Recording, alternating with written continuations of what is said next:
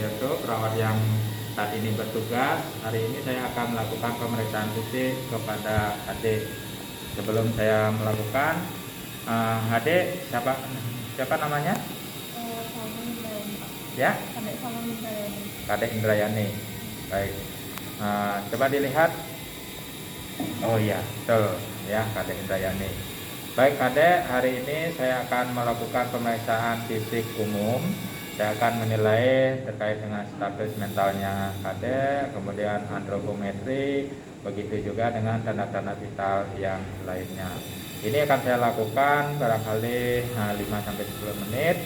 Nanti kalau Kadek bisa duduk, kita bisa lakukan dengan cara duduk seperti ini, atau mungkin nanti ada beberapa hal yang akan Kadek lakukan dengan cara berdiri.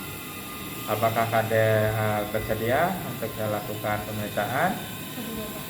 Baik, kalau sudah, selanjutnya saya akan menyiapkan alat ya Dek ya. Mohon izin dulu. Jadi siapkan alatnya sesuai kebutuhan.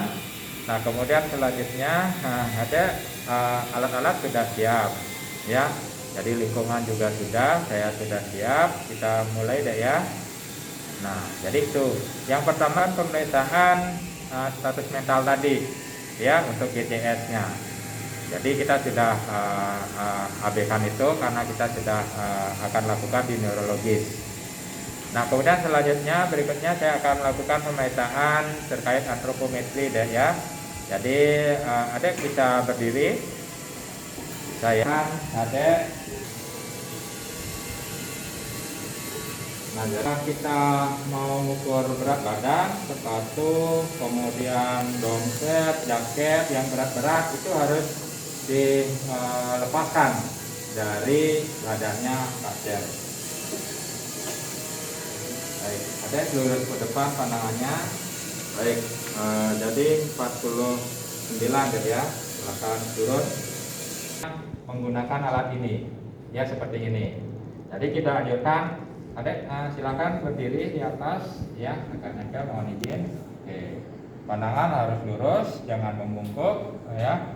Nah, kemudian ini kita turunkan tag, ya sampai batas sejajar kepalanya. Kemudian kita baca angka yang ditunjukkan berapa.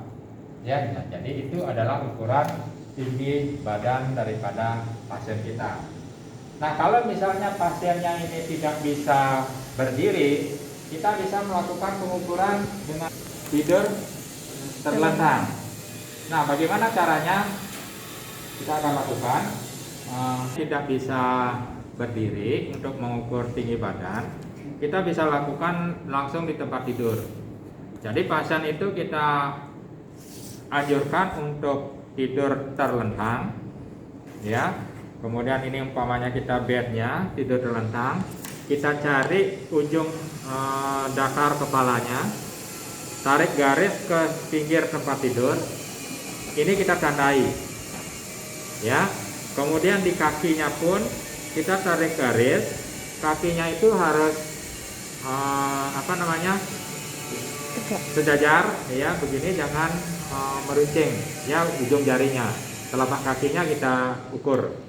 Jadi kita tarik garis sejajar juga. Nah, dua tanda tadi baru kita bentangkan meteran, ya sehingga kita tahu kalau meterannya kurang kita bisa tandai, kemudian kita sambung lagi, ya berapa sih sebenarnya tinggi badan daripada pasien.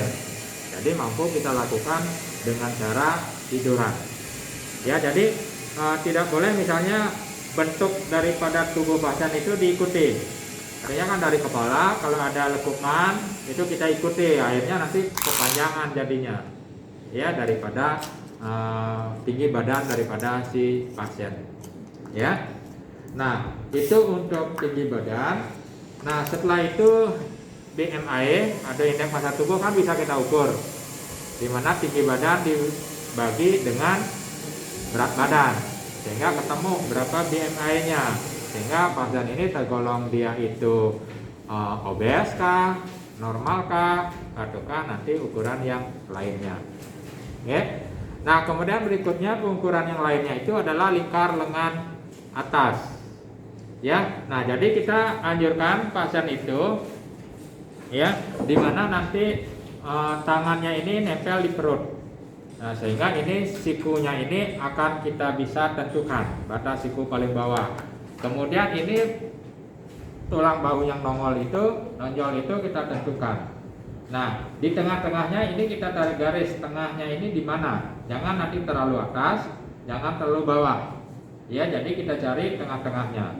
Nah, ini kita tandai. Disinilah kita nanti ukur dia dengan micro twist-nya. Nanti biasanya ada alat ya, untuk anak-anak biasanya itu kita ada alatnya itu kita masukkan. Jadi kalau tidak ada, kita bisa pakai meteran.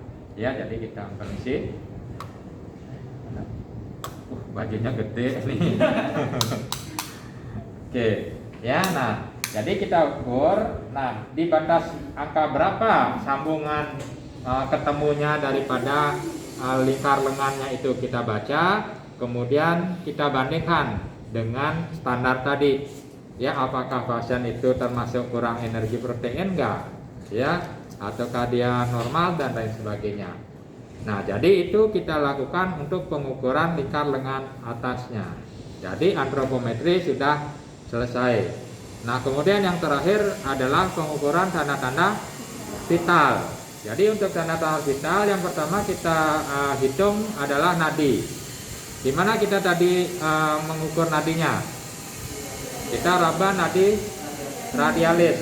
Jadi nadi radialis itu akan ada seperti yang saya sampaikan itu di sejajar dengan ibu jari.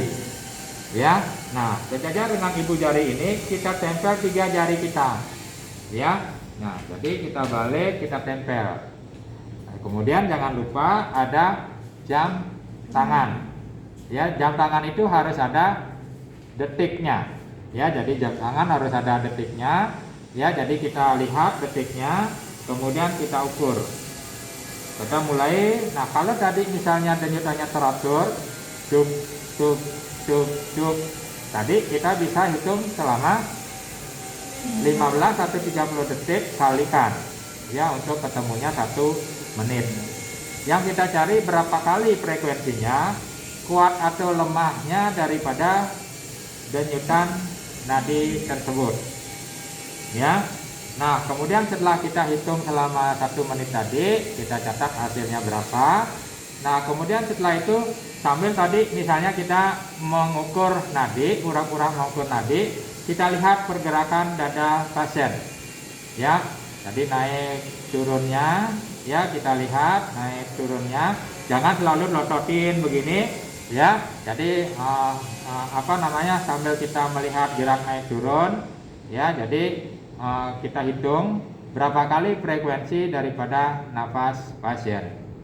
Ya, nah selain itu tadi bisa kita juga kalau pasiennya nggak sadar, kita bisa letakkan tangan kita untuk palpasi, ya naik turunnya, ya itu kita hitung. Atau kita juga bisa menggunakan stetoskop. Jadi kita dengarkan, kemudian kita tempelkan di dadanya, ya di toraknya. Jadi naik nah itu kita hitung, ya bisa kita lakukan dengan 3 cara tadi untuk respirasi, ya. Nah, kemudian setelah respirasi selesai, kita bisa melakukan pengukuran dengan suhu, ya. Jadi suhu, kalau misalnya ini termometernya di digital, ya, jadi tinggal kita tempel nanti di area aksila, kemudian kita dengarkan. Kalau sudah ada tanda titnya, itu artinya sudah selesai.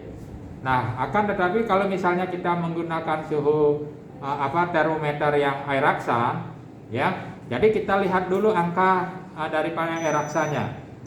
Nah, kalau misalnya dia itu ditunjukkan di air raksanya 37 gitu, jangan langsung digunakan. Ya, kita harus turunkan dulu. Ya, daripada air raksanya ke angka 35. Ya. Nah, setelah itu kita akan gunakan. Jadi kita ambil daripada tisu dulu, kita keringkan. Ya, jadi kita keringkan area aksila dulu. Ya, mohon maaf, Dek. Jadi kita keringkan aksilanya, ya, sampai kering. Nah, kemudian setelah itu baru kita tempelkan daripada suhu termometer, kemudian dekap ya dengan kuat. Ya, jadi termometer ini, reservoirnya ini harus benar-benar ada di tengah, di lipatan antar kulit. Tidak boleh ada penyela, baik itu baju, tisu dan lain sebagainya.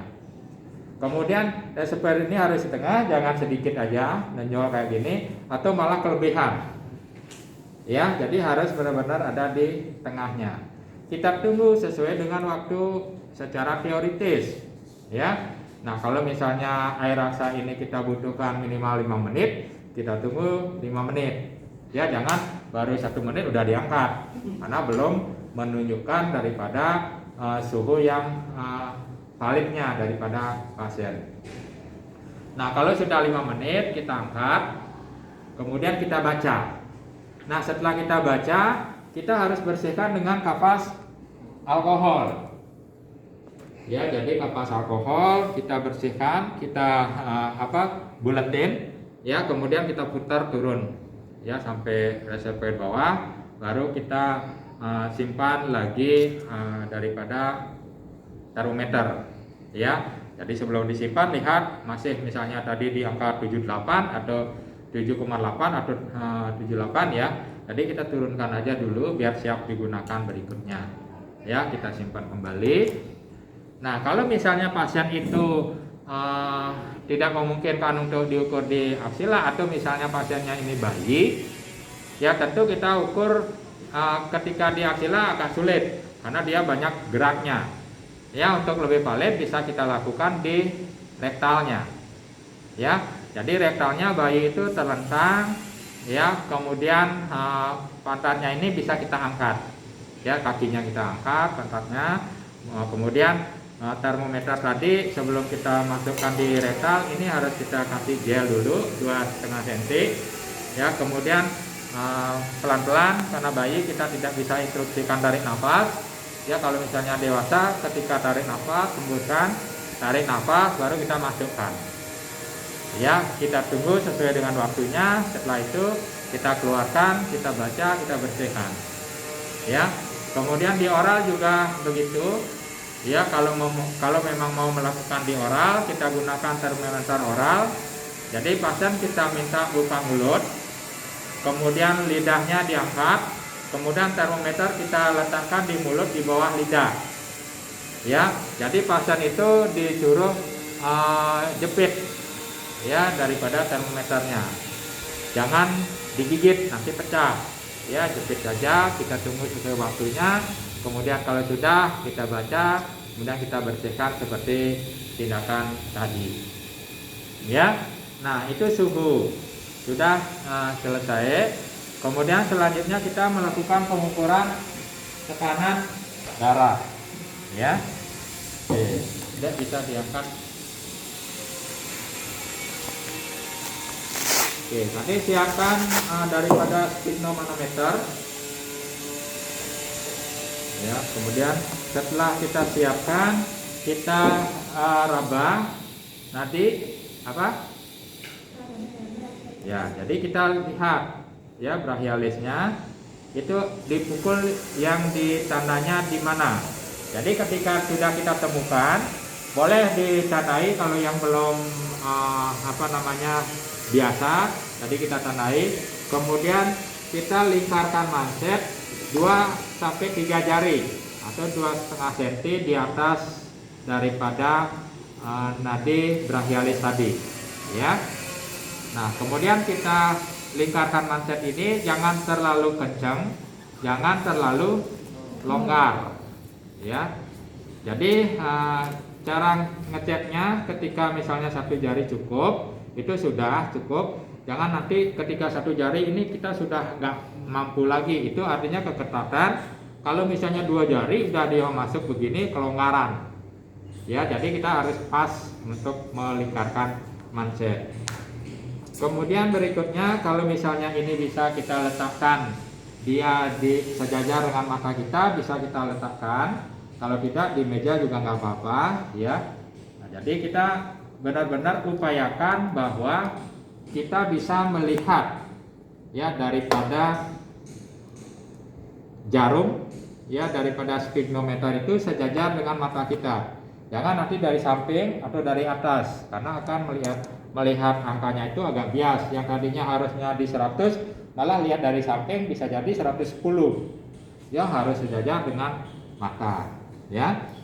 Nah, ini ada balonnya, kita tutup searah jarum jam dulu ya, tutup, kita putar ya. Kemudian jangan terlalu keras sekali, nanti bukanya nggak bisa, malah memerlukan alat atau tang lagi mukanya ini ya. Jadi tutup aja dengan normal.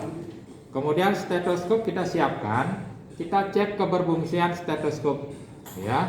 Jadi kita letakkan yang nyaman di telinga ya. Nah, kemudian ini bel dan diafragma kita cek. Oh, yang berfungsi adalah bagian diafragma, bukan bel. Jadi kita putar. Oke, sudah berfungsi ya dengan baik. Nah, tadi yang ditandai tadi untuk nadi brachialis itu ditanda berapa? Di mana? Itu kita letakkan stetoskop di sana dulu. Ya. Oke. Udah. Nah, kemudian tangan kanan memegang balon tadi, tangan kiri kita menuju nadi radialis. Ya. Kemudian kita pompa pelan-pelan. Sebatas berapa kita pompa?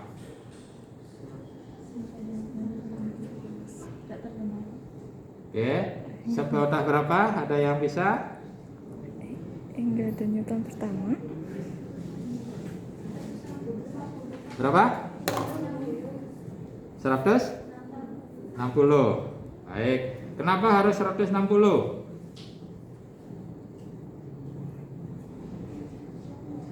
Jadi kita tidak bisa menentukan, oh si A ini saya pompa 160 lah, si B 180 lah. Tidak bisa ya. Kenapa? Karena tekanan darah orang ini bervariasi ya. Oh, ini tadi kemarinnya hipertensi, tensinya 160. Apakah kita harus pompa 200? Terus si ini tadi tensinya 170, apakah 200? Itu enggak menjamin. Ya. Nah, sehingga untuk menentukan berapa batas kita pompa, kenapa kita memegang nadi radialis? Ya, itu untuk menentukan batas yang harus kita pompa. Ketika kita pompa, jarum ini akan naik terus. Radialis kita akan rasakan denyutannya. Duk, duk, duk. Kita pompa terus, duk, duk. Kita pompa terus, duk, duk. Pompa lagi, duk, duk, duk, duk. Nah, sampai batas berapa radialis ini tidak kita rasakan atau denyutan terakhir yang kita raba? Oh, ternyata denyutan terakhir kok di angka 120. Maka kita tandai di angka 120 itu ya, kemudian kita tambah 20 sampai 30 mm Hg lagi. Artinya tadi terakhir kita raba di angka 120, berarti kita tambah lagi berapa? 20, berarti 140 atau 150. Jadi sehingga tadi di angka 120 kita sudah pompa, terus naikkan sampai angka 150. Ya, sehingga si A, si B mungkin akan berbeda-beda tergantung dari radialis tadi yang kita raba. Jadi kalau misalnya ada orang yang tensinya biasanya tinggi, maka di sini berhenti kita raba itu juga akan di atas. Karena ini hampir merefleksikan sebagai sistol. Jadi ketika adik-adik tidak bisa mendengarkan tekanan darah sistol dengan auskultasi, maka adik-adik akan bisa dianjurkan ya silahkan diukur tekanan darahnya itu pasien by palpasi, sehingga dia akan ketemu sistolnya adalah sistol palpasi saja, tidak akan ketemu diastolnya. Ya, nah sehingga itu tadi batasnya, paham ya? Nah, ketika kita tadi sudah pompa dia di angka 150, karena tadi terakhir di 120, kita tambahkan 30. Kemudian tangan kita yang di radialis pindah ke stetoskop. Ya, Nah, setelah pindah, baru tangan kanan yang megang balon itu dikempeskan balonnya, dibuka udaranya biar keluar, maka jarum ini akan turun pelan-pelan. Jangan buka sekalian bres, tidak kedengaran. Bukanya pelan-pelan, itu juga ada aturannya, 2 sampai 3 garis atau milimeter per detik, sehingga turunnya akan tik tik tik tik. Nah, itu pelan. Nah, ketika ini kita turunkan, kita dengarkan. Mata kita memandang jarum, telinga kita mendengarkan denyutan. Ya. Jadi turun duk. Nah, itu di angka berapa sih? Kita dengar dugaan pertama, itu disebut Korotkop 1. Itu adalah nilai sistol. Ya. Nah, kemudian berikutnya dia akan turun tuk tuk tuk tuk tuk. Hilang. Jadi denyutan turun itu duk duk duk duk, hilang. Berapa denyutan yang mulai hilang tadi atau denyutan terakhir yang kita dengar tadi, itu angkanya di angka berapa? Nah, itulah yang disebut dengan diastol. Sehingga nilai daripada tekanan darah itu adalah sistol per diastol. Ya. Nah, bagi adik-adik yang masih ragu, itu bisa diulang dengan catatan kempeskan dulu semua udara keluar, biarkan peredaran darah di lengan dulu mengalir. Ya. Nah, setelah itu kembali dilakukan ulang dengan cara yang seperti tadi untuk mencari sistol dan diastolnya. Oke. Nah, kalau sudah kita dapatkan berapa sistol diastolnya yang pas, ya, yang meyakinkan, kita buka ya pelan-pelan. Kemudian kita rapikan alat, ya, kemudian kita bereskan pasien, ya, semuanya. Kemudian baru kita jelaskan hasilnya ke pasien. Setelah kita jelaskan, kita ucapkan terima kasih, kita kembali ya untuk melakukan aktivitas lainnya. Ya, baik, seperti itu ya untuk pemeriksaan standar tanda umumnya pemeriksaan fisik.